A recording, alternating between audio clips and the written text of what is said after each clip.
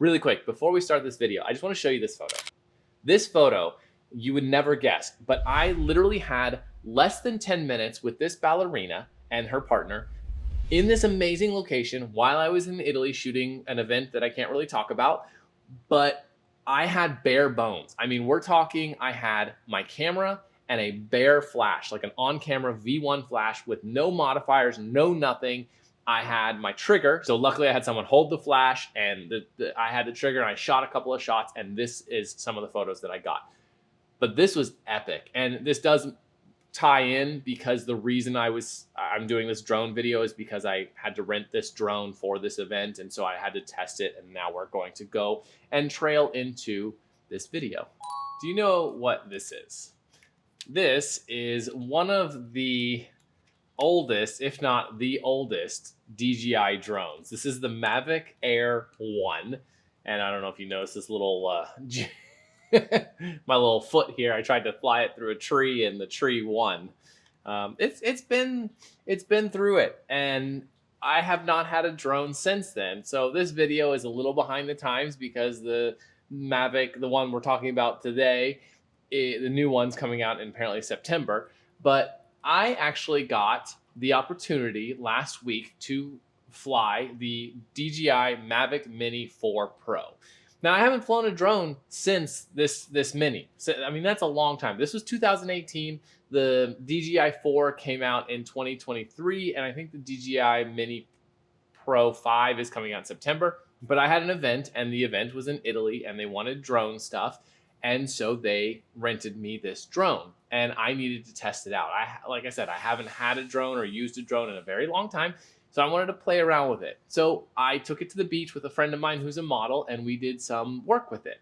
And I tested it out. And honestly, holy crap, first of all, like the difference between this and that is like night and freaking day. It is incredible. For one, the camera quality is way better, like just way better.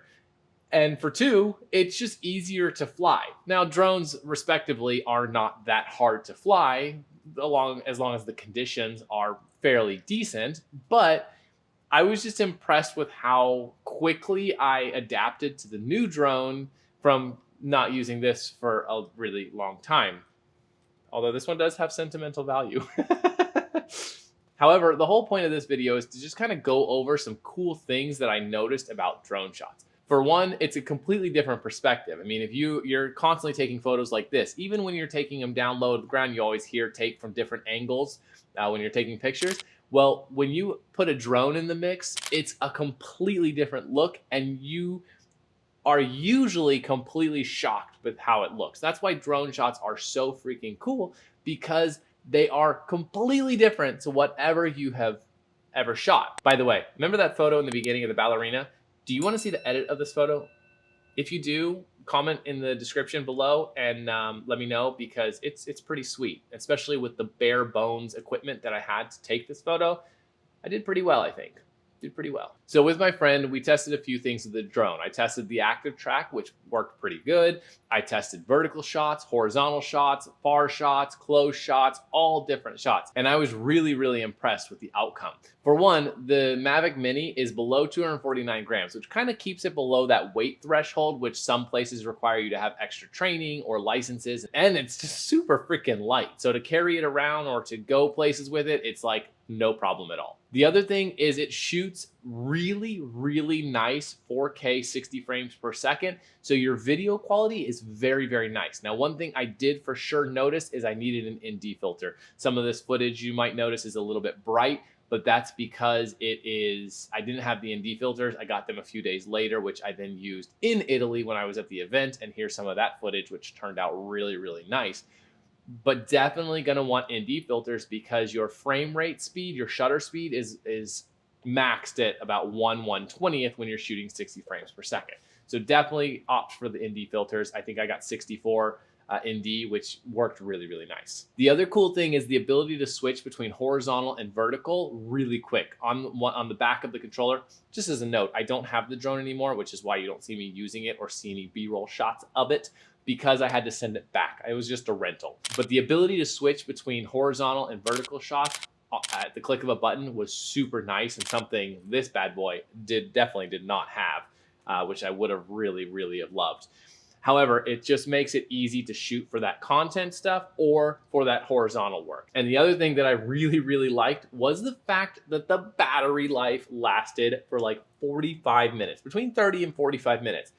This baby was like 12 minutes on a good day. Maybe 20 minutes if it was just hovering, you know, doing nothing.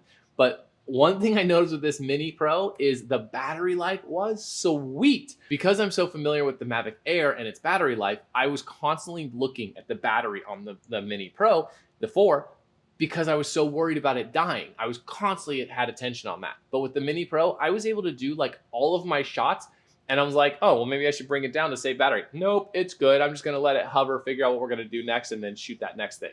It was so freaking sweet. I loved it. And I had 3 batteries, so I was good. Like, honestly, I was good for a while. And one of the last things I greatly enjoyed, and this is kind of an older thing, you're probably very familiar with this, but the controller. So on the Mavic Air, you had to take your phone and you had to hook it into it for the screen. Now with the new controllers, the screen is built in, and that is just so much freaking better. Like, it's so much easier to use. The screen is better. You can put an SD card inside the controller and actually record the screen recording, which is freaking awesome. Unfortunately, I didn't have time. I really did a terrible job recording footage for this video. Absolutely terrible, mind you. I'm really not great at it. But I will tell you, the Mini 4 Pro is really good. For the price, I think, what is it, $2,000 or something? Let's look. I think what it's saying here is around $1,200. That is so freaking good for a drone like this. Now, to be honest, don't get the Mavic 4. Wait till the 5 comes out, because it's going to have all the new stuff on it, better cameras, hopefully. And it's just going to be nice, and hopefully I can actually get one of those to test. But overall, that pretty much wraps up this basic video of the drone. Like I said, this isn't too extensive. There's not much that I really need to cover because it's a really pretty great drone. So that covers pretty much all the things that I like. If you love drone photography, hit the like button, subscribe if you haven't already. Here's a couple of videos that you should check out, but that's it for this video. So I'll see you next week.